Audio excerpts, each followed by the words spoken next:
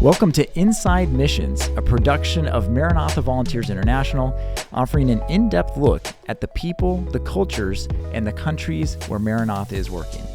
Today we have David Woods with us. He is Maranatha's country director in Zambia and also North America. David, welcome to Inside Missions. It's great to be with you. You are our first guest on the Inside Missions podcast. So very honored. I hope you're very honored to be here. Yes. Yeah, okay. That's great.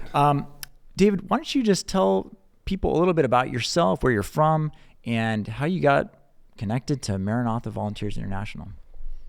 I live up in North Idaho, near Lewiston, Idaho now. My wife and I both work for Maranatha and travel quite a bit. And so we live near our kids and grandchildren, so we're enjoying that. I got involved with Maranatha. I was working in Oregon as a contractor, and God talked to me at camp meeting and told me to call Maranatha in 2006 up in Portland. And it happened twice one evening, twice the next day.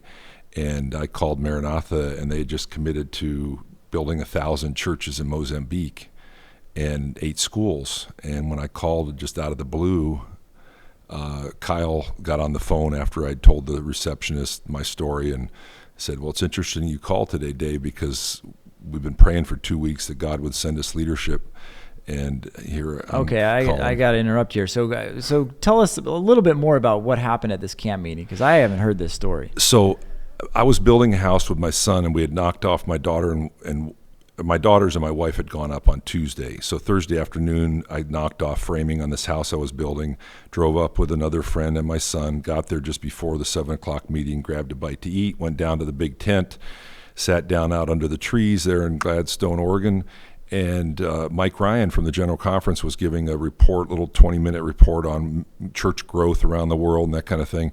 And so in the midst of his talking, and he wasn't mentioning Maranatha or anything, I heard this voice in my head said, "Dave, call Maranatha," and I heard it twice. And you knew of Maranatha? My father had been a volunteer with Maranatha, and I was familiar with Maranatha, but I'd never been a volunteer. I'd done mission trips, lived in Africa before and all that, but I wasn't, had never been connected to Maranatha. And the next day in a seminar that I was attending, I had that same voice in my head saying, "Dave, call Maranatha." And so I told some friends of mine that afternoon, I said, "I don't know what Maranatha's up to, but I feel like God's telling me to call him." And it was a week later that I'd took the day Friday off because I was going to speak at our church plant. And I looked up Maranatha's phone number online and just told my story to the lady that answered the phone, and she put me on hold after a little while and went and got Kyle, and so then we furthered the conversation, and then that's how it got started. So Kyle Feese, who at the time was VP of Marketing and Projects, and they were going off to ASI at the time. It was just before the ASI convention, and I sent him my resume, and then I came down to the office shortly after that and interviewed, and they offered me the job to go to Mozambique. What was that like? I mean, that whole process, did it seem like it was even possible? Was it just a whirlwind and you didn't know what was happening? Or it was a very humbling experience because, to realize that God's tapping you on the shoulder and saying, "Hey, we want you to do something," or "I want you to do something with Maranatha." But it was also very exciting because I had worked in Africa, loved Africa, had gone as a student missionary, had worked later with Susan there at Malamula Hospital. And so I was, it was exciting. And Susan is your wife, and Susan's what was her wife. Thoughts as you were making these phone calls and all of a sudden this stuff was happening quickly? She didn't share my immediate enthusiasm, and when Don Noble offered me the job, I said, "Well, I'm interested, but I need to talk to Susan. I'll go home and have a chat with her." My girls, we had just moved to this 80-acre property. My girls had been given horses. They had baby goats and cats and dog and all this stuff. So it was a big deal for them to think about leaving. And Susan didn't share that immediate enthusiasm that I had, but she quickly recognized that God was putting something together here, and she didn't want to get in the way of that, and so she adjusted and went and bought seeds at Walmart for a garden and bought summer clothes because we were moving to the tropics, and So it was a very quick transition she made, and we prepared ourselves to go to Africa. What's it like taking young children and your family to another continent and living in the mission field? What was that experience like? It's a big adjustment for people who have not done it, but if you're into mission and you serve with children when they're young, then that's just what families does. It's like they didn't know anything else. We'd done mission trips to Belize and Mexico with them when they were very young, and we're involved in a church plant, a lot of ministry stuff, and so it was just kind of a natural. In fact, the Maranatha magazine that Don Noble writes in the front of an article kind of thing, there was a picture of a stick church with a blue tarp ragged church in Mozambique, and he's introducing Mozambique to the Maranatha family, right? My girls saw that after this conversation, had happened, and I'd been offered a job and all, and they told my wife, they said, how can we say no when we see these people over there, with these ragged churches and all? It was just like God was talking to their heart, and they just, changed their paradigm. And so, and it was a good experience for the whole family. So it was really good. Out of the mouths of babes. Wow. Yes, exactly. What was the biggest adjustment as a family living in Africa? Well, we had lived in Africa previously, so we had that experience. My wife grew up in Bangladesh and India, her first 13, 14 years of her life. So the transition to a developing country wasn't a big deal for her, and I'd had experience previous. My girls, of course, it was quite a different life for them, and our son was left in the States, so he was going off to college, and, so that was an adjustment, just a separation from family and stuff.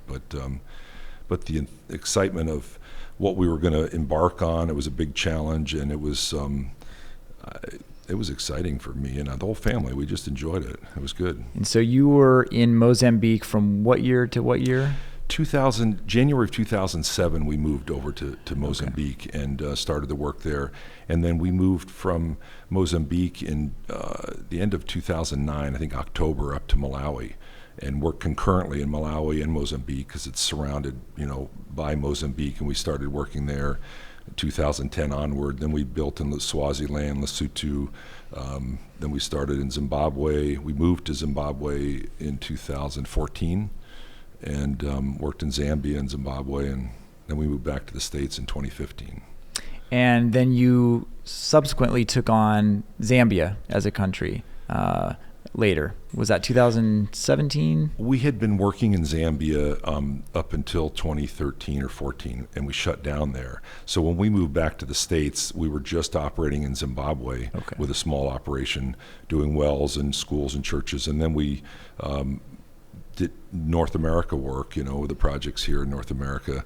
And then it was in 2018, I think, we started back into Zambia. And so we've been there now 5 years, I think. So talk about the scale of our program in Zambia. What all are we doing? What's the need there? Well, the need started in 2011. I think they approached Maranatha, and they asked for 3,500 churches. Huge number, right? And I asked the union president, I says, is that a real number, or do you just pull one out of the sky, And he says, no, there's a village for every one of those. And the membership at the time they made the request was 611,000 members. They now have almost 1.4 million members. And that's the largest union? I think it's there's two unions there now. So I mean, but in the country, it's like the per capita is one of the highest percentages of Adventist in the Adventist Church. Yeah, wow. It is. It's really big. And so there's Adventist. The president's a Seventh-day Adventist of the country. Of the country, yeah. Yes, and so members of Parliament, just every level of government and society, you find Adventist family there. So it's I describe the growth as a bushfire with a wind behind it. I mean, it's really growing fast. And so the need for churches, we've built, I don't really know how many exactly now because we worked there earlier and now have come back. But this year we're doing 120 churches, 300 water wells, and 2 school campuses. So we're pretty active there. And last year we did 270 wells. We have a maintenance team that's repairing and visiting wells sites and making sure they continue to work. And so it's a fun project. What is the average person's life like in Zambia? What are the challenges that they live with on a daily basis, and also the church, like local churches? What are the challenges? Well, as a daily life type challenge, I mean, subsistence farming is most of sub-Saharan Africa is, farming and trying to hunter-gatherer, grow a garden, that type of thing. So the food security is a big issue, knowing if you're going to have enough food for your family. Is the rain going to come on time? Are you going to get enough harvest to eat every day all year? So there's a hunger season where your stores from the previous harvest and maybe in March or April are now gone, and then you've got these few months between that and the next harvest where you are hungry. So there's that's a reality for a lot of people in Zambia. Zambia has a lot of commercial agriculture, so access to food, if you have money, is there. There isn't like there's a shortage of food in the country, but if you don't have an income, that's difficult to go make up that difference.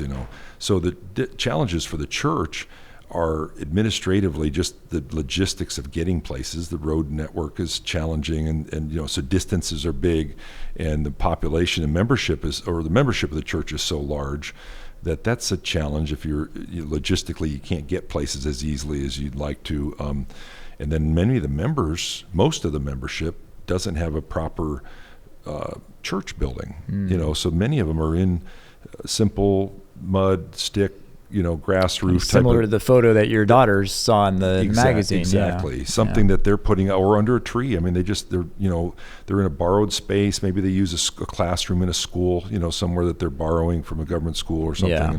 But it's a challenge for them. Yeah. You see some of these structures, I'll call them a structure, up close, and you just see with any wind at all, or if someone leaning on the wrong post, it's coming down. Right. I think sometimes people don't realize that some of these could be a safety hazard, and we actually saw that happen with the Bethsaida Church last year, where that collapsed. Talk about that church and some subsequent project that we've been working on there. Yeah, the Bethsaida Church up in Kasama, which is in the North Zambia field, they had had an outreach after church. Members had come back. There was an impending storm that was coming, and so they came into the church to shelter. And the church was a partially constructed church that the members had put up, partial roof. It wasn't done. It was a in process thing as they got money. And they have a big membership. I think they had 500 and some members in the church. It was quite a large congregation. But not all the members were there. So the storm comes, big wind, hail, violent storm, and it blew the building down. It collapsed. The walls came down. 5 people lost their lives tragically. I think 15 were severely injured, where some are crippled and can't walk without crutches and moving around. So it was a very big shock and a loss to the church family. Of course, they lost their building, and the World Church reached out to Maranatha and said, "Can you help?" And so we were blessed with somebody who made a large donation as a matching fund, and people responded in a generous way, and we were able to get started. And so we've just completed the campus. We built a large church that we say will hold 500 people. They say they'll put 1,000 people in there, minibus style, where you just keep packing them in until the cheeks are up against the glass, kind of filled. And then we built Sabbath school classrooms. And while we were building them, we were like, well, if we added a couple more here, we could actually have a full primary school. So we added bathrooms, showers, 8 classrooms, administrative office. It's a full elementary school campus. The nearest school, a government school, is not too far away. 1,204 students in 5 classrooms. Just packed like sardines and hot seating, double shifts in a day and stuff. Yeah. So that principal was so excited about our new school we were building, I bet. and wanting to offload. I hope we can offload 500 students over there. That's what she told us. So. Well, one unique thing about Zambia is that the government provides education to all of its kids. Right. But what that means is that any school that's open can't really refuse the students to Correct. Yeah. who they want have to to come. take anybody. So, and there's not ample educational facilities everywhere. Correct. So that's another big need in Zambia, besides the church structures that are deteriorating or just really just temporary, sheds or under a tree. There's also this need of education. Very much so. Talk about the 2 schools that Maranatha is going to be working on. I'm excited because I get to come to Zambia this next month and see a couple of these places. Right. One of them is the Sala School. Yeah. I've seen some pictures. You've been there. Talk about just the sheer numbers of kids that are in these normal sized classrooms and how many kids are cramming into There's those. over 1,300 students in this school between grades 1 and grade 10, which is a partial secondary school. There was one classroom that had 140 students in it, other classrooms with 90, 100 kids. They're 2 shifting classes too, where they, go ahead. Oh, I was just going to say, if that seems like a ridiculous number, it is a ridiculous number. And no desks. And we're talking about a normal sized classroom. Yeah. Like if you went into a classroom in the United States, whatever the size that might be. With 20 or 30 kids in it. Exactly. That would normally fit about 20, 30 kids Put here. 100 or 140 in there. And they're just sitting on the floor. No desks, just packed in and like sardines. And they're sitting on some laps as well, right? Well, I mean, if they're just packed in tight, back to back, and they're I've seen some pictures where they were sitting. There was nowhere else to sit. And so they're writing, leaning on the back of someone in front of them, or just on their knee. Imagine learning penmanship. Where you're writing on a pad on your knee, and it looked dark in there too. No electricity, no lighting. Some of them are walking as many as 10 kilometers, which is 6 miles to get to school, and so you have a lot of truancy or kids skipping school, just especially young kids, if the weather's bad or they're just tired. I mean, it's such a long distance to go walking to school. So, and yet there's no other real options in the area. So the parents are, saying, "Hey, this is where you need to go." Yep. There's so many kids going to this school that they have to do school in shifts, right? That's correct. I don't know if there's a term for it. They call it hot seating. Hot seating, okay. Yeah, so the seat never cools off. That's the deal. It's like one kid, but they're on the floor, so there's not even a hot seat situation. It's just the concrete is getting vacated. Now somebody else sits down on it. So there's like 600 or 700 kids coming through in the morning, and then about that amount in the afternoon. Yep. Wow, it's crazy. And then that's on the western side of the country near the capital of Lusaka. And then on the eastern side of the country, we have Mwami Hospital, and that's kind of a big Adventist campus there. What are we doing there? Yeah, they've got a big campus, like 3,500 acres. The hospital's been there for a long time. Started in the 20s as a leprosarium in the hospital. There was 2 elementary schools, primary schools. One was for the leper colony, and one was for non-leper students. But they're still, the leper colony's closed down and all, but there's both of those schools are still operating, and there's 1,200 and some students between those 2 schools. And there's no secondary school. And the nearest secondary school is a long distance away, beyond a walking distance. And within a 10-kilometer radius or whatever, there's like 18 primary schools or something with no secondary school. So there's thousands of children that could go. So it's a desperate need in between. And then they have nursing at that at the hospital.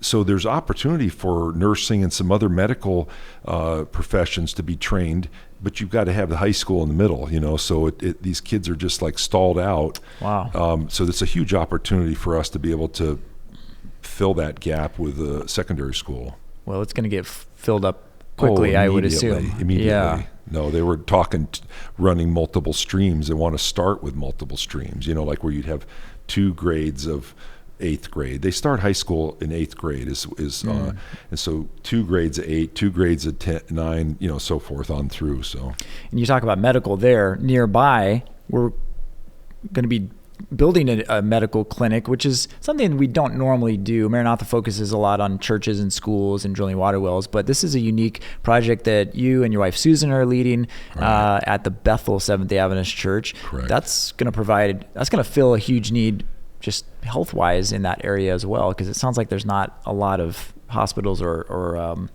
clinics nearby to the community there in Bethel. Correct. Yeah, there's quite a distance. If a woman is going into labor, place to deliver, there's 10 kilometers away to another clinic.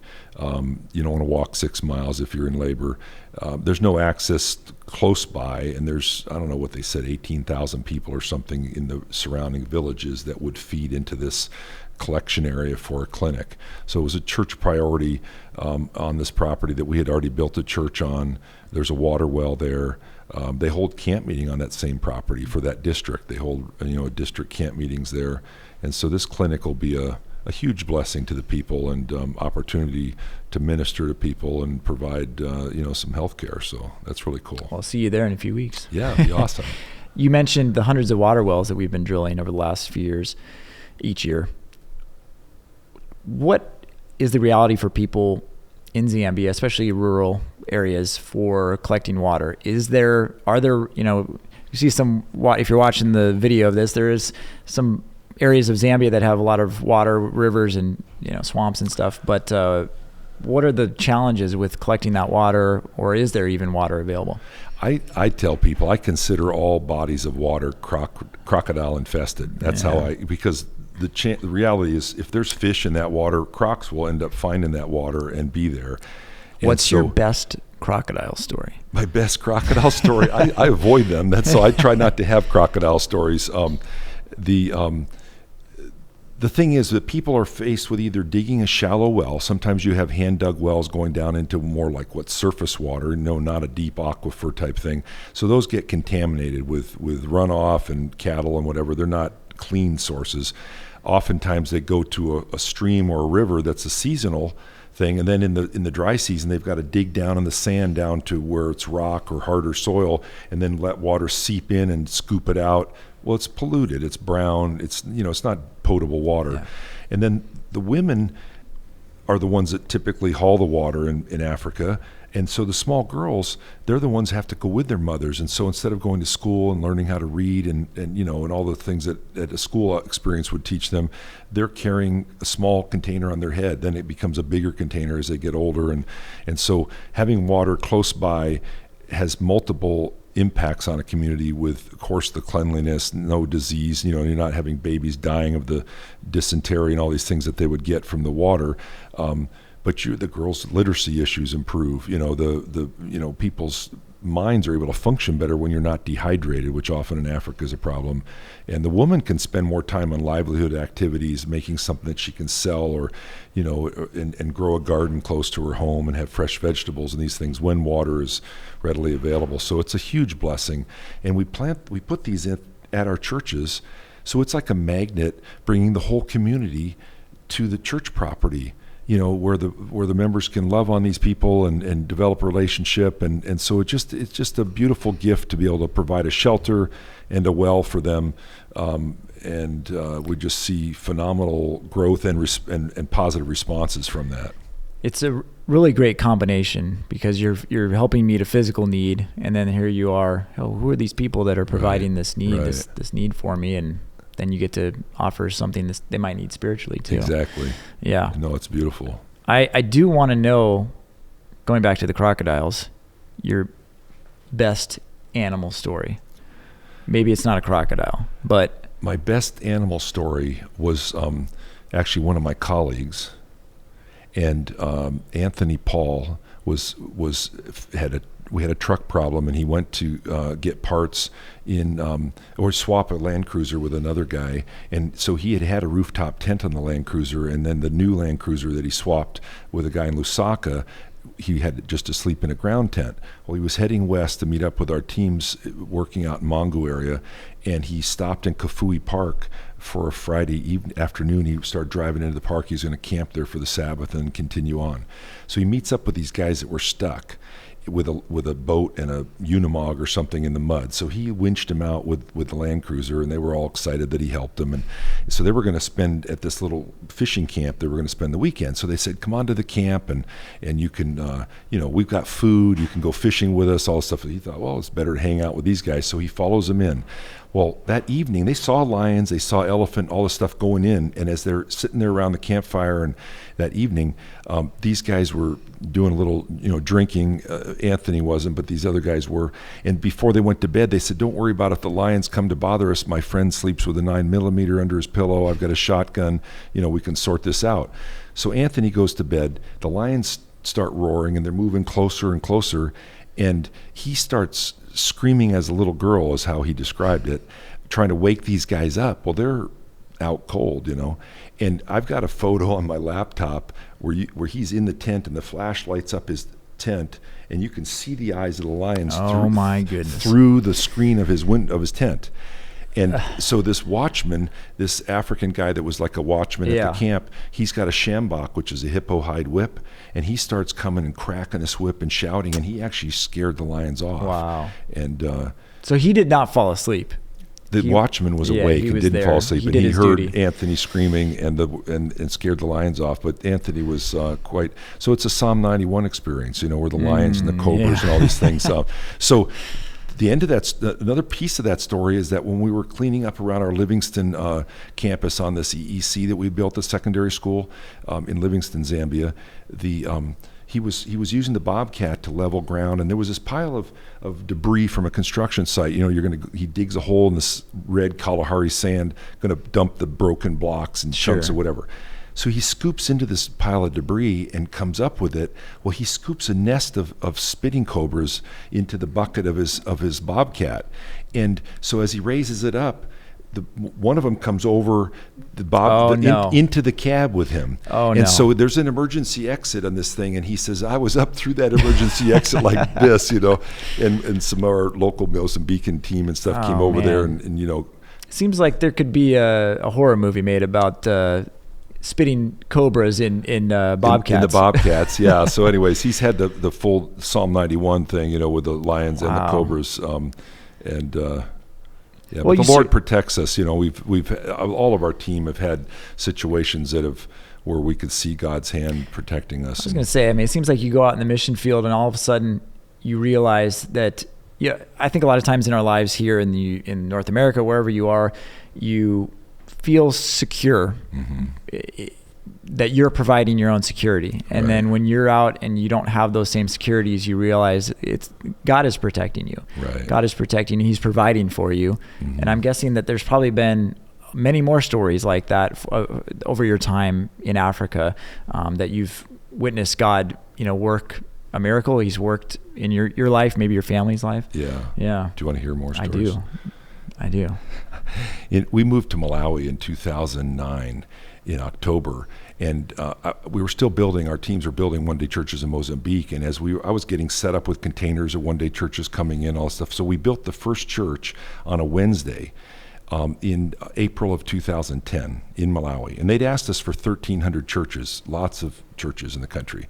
So my colleague Elmer Barbosa, we had gone out to the bush and built this church, and I had a safe in my office, and it had a key for the safe and a combo, and I left the key in my desk. I don't know why I even used the key, because it was always right there. Well, that day I went out in the bush and it was in my pocket apparently, and I lost it, right? So I couldn't open the safe. Sunday, some water specialists from Northern California were coming down from Ethiopia to work at Malamula Hospital. I called the guy from Australia that was bringing them down from Lilongwe and said, hey, would you like to stay overnight with us? And that'd be great. They'd been with us before. They had 2 small children. So they'd arrive just before dark. We unload, have dinner, visit a little bit. They go down to the end of the hallway where we had this guest room, and it had a bathroom and had a sitting room, little kitchenette thing. It was kind of an apartment on the end of the house. And normally she had let her kids sleep in these little small tents to keep them away from the mosquitoes and stuff in that sitting area. But that night she decided to put them beside her bed. Well, our bedroom was at the end of the hall on the left. And so we, went to bed and sleeping. So 1 o'clock in the morning, she awakens and she sees this flash of light coming out of this little sitting room. So she gets up to investigate, and there's a guy with a headlamp with a hacksaw. He's sawing on the bars, the burglar bars. The window's pried open and he's sawing. So she goes and gets her husband. He's putting his contacts in. She comes and knocks on my door, and she says, Dave, somebody's breaking into the house, or trying to break in the house. And I woke up out of this 1 o'clock fog, now? No, it was yesterday.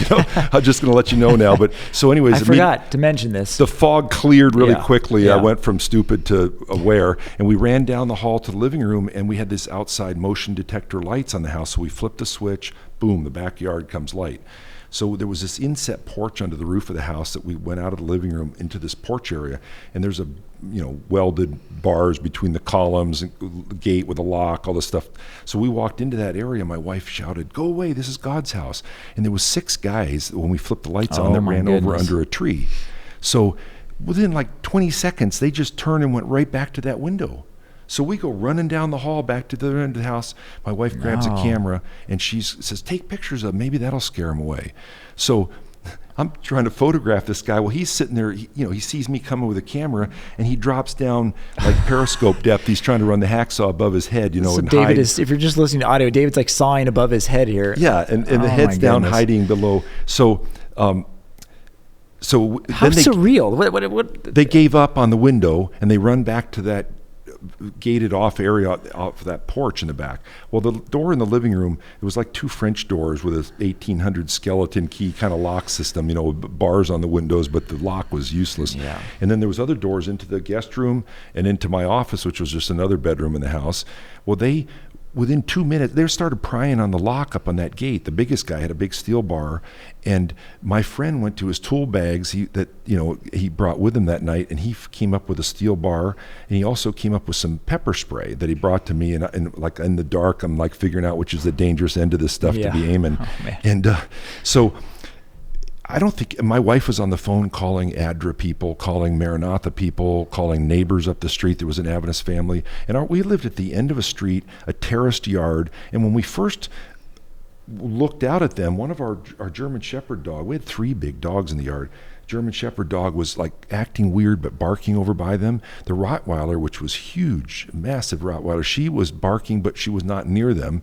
And so then they did not attack or anything. They poisoned the dogs, and so one of the dogs wasn't even visible. And pretty soon the dogs just disappeared from the scene. Oh, wow. So. And we had a watchman in the yard. We had brick walls and razor wire. We caged ourselves in at night. It was like they had come over the wall and they were now inside and trying to get into the house. So I'm standing there in my night shorts, and I'm telling my wife, give me something to swing, So she brings me a hammer, but they started reefing on this lock on there, and pretty soon, like 2 minutes maybe, they broke the lock open and ripped it out of the tubing, and the gate swings open. 2 smaller guys come rushing in. The biggest guy in the group was the one who tore the gate open. 2 smaller guys rush into the door while I opened it, and I sprayed them with pepper spray. And this stuff is effective because it blew back in my eyes, and suddenly my eyes are burning too. Well, they run out to go wash their head on the hose bib. My daughter wakes up as they're running by, one of my daughters, and now they're afraid to approach the door because I've did the pepper spray thing, and so they start throwing these homemade African bricks at an angle at the glass door. So 2 or 3 of these bricks come crashing in. Big noise, but it didn't break the glass. Then a guy comes in with a wooden pole, and he starts slamming against the glass and shouting, give me money. Well, I couldn't open my safe, even if they come in. Yeah. They're with machetes and steel bars, and they wouldn't have trusted that I couldn't open my own safe, Yeah. That would have gone poorly. And so I'm telling my friend, I said, what are we going to do? It broke through the glass with his pole and cut my hands. And I said, what are we going to do? They're going to be in here any minute. And he said, let's pray. And I said, good idea. And the 2 of us, not shouting, just quietly, we said, Jesus, we need you now. Come, just like that kind of a plea. And immediately they turned and fled. All 6 of them just ran or disappeared over the bank, gone. And we're like not so brave to go outside yet. We're thinking, are they going to come back? And suddenly from bedlam, noise, and bashing and crowds to total silence. And then our friends showed up. Elmer, my friend, came in. The tire blew off the rim. He came in with 3 wheels, one on the 4 wheels. One of them was on steel. It wasn't even a tire. He had a pothole coming into the neighborhood or something, blew the tire off. Elmer happens to be here. Elmer, can you confirm this? Yes. And he says yes. It was scary. It was scary. And another guy came from the guy that had delivered them. This Australian guy brought a hospital guard with a shotgun. He fired off a round, and then, but we couldn't even open the gate to let him in because they'd stolen the coat and the keys from our watchman. They had him tied up over the bank. Oh my goodness! And so we had to break the lock to get them in, and our friends come in, and then one of our friends went to get the policeman, because you got to like put diesel in their Land Cruiser, and there's no 911. They're just going to come to your rescue. So the policemen come with their machine gun. They fire another round off or 2 into the air just to let the thieves know this is like not time to come back over the wall. Yeah. And so we spent we were scared. My adrenal glands were wrung dry. Attack. Big time. And we spent the rest of the night in prayer and thanksgiving, and weren't even thinking about going to sleep. And my daughter Janelle, she says, Daddy, I wish God would replay the DVD, you know, like what happened? I mean, like what did these people see that made them just suddenly flee? Yeah. There was 8 guys in the yard, 2 with our watchman and 6 of them up there attacking the house. And we had built our first one-day church. They'd asked for 1,300. And our friends thought we would pack up and leave, you know, because this is a pretty traumatic thing for our family. And I thought, why should we run away when the King of the universe would come on our call? You know, it was a scary thing, but it was also a very strong faith-building experience. And so this was early on. You may have mentioned it, but we had built the very first church in Malawi. We had imported a bunch of containers, and on Wednesday we had gone out, Elmer and I had gone out in the bush with a team of guys, and we built the very first one-day church. And had we left, Maranatha would have pulled out of the country and no more churches would have gotten built. You know, if it's too dangerous for the leader to be there, well, they're not going to just send another guy in, right? We stayed, and the team built another 934 churches. We covered the whole country of Malawi with churches after. Satan wanted us to run. He was trying to scare us off and get us to leave the country, and God had a different plan.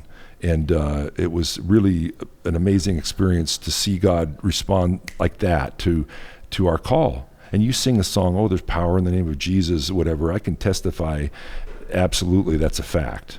Because we called on the name of Jesus, and he wasn't too busy in Sri Lanka. You know, he was right there with us, and the angels came, and it was over with. So, wow. Praise the Lord. I really don't know what to say. I mean, talk about a welcome to a country.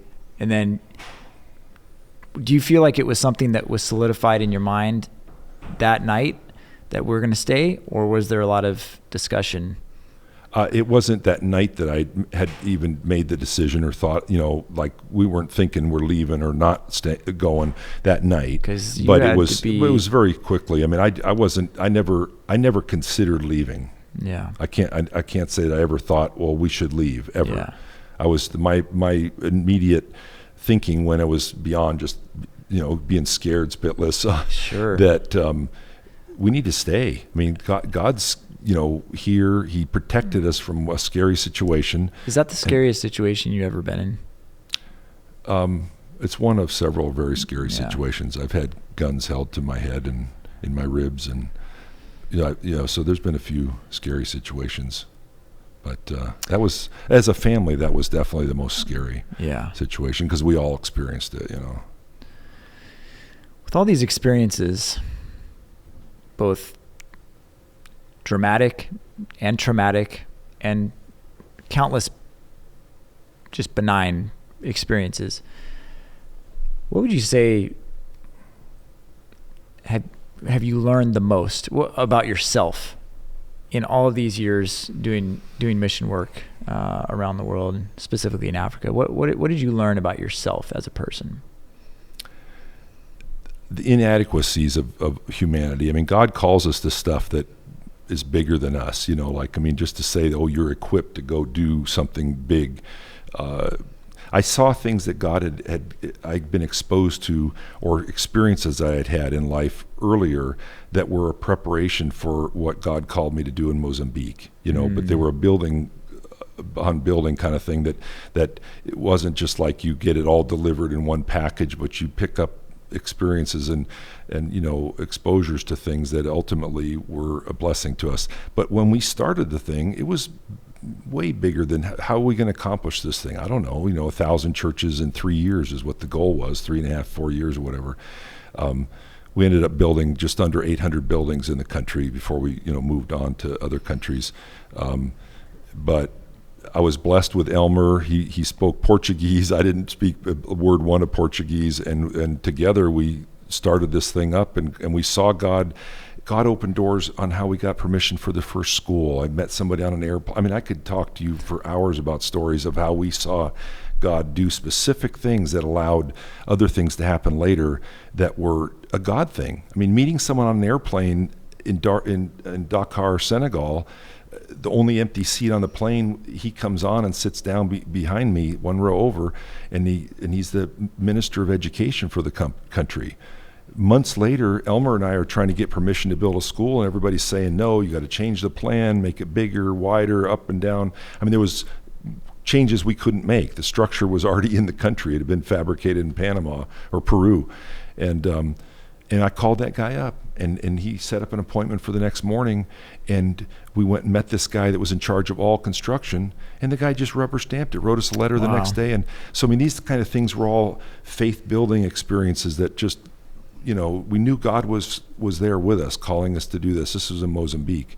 And Mozambique had been through war. It was a challenging place to work. And, but yeah, so I learned a lot, but it's not like you reflect on all those learnings while they're happening, but It's just, this is the time. This is the debrief session for all these years of serving around the world.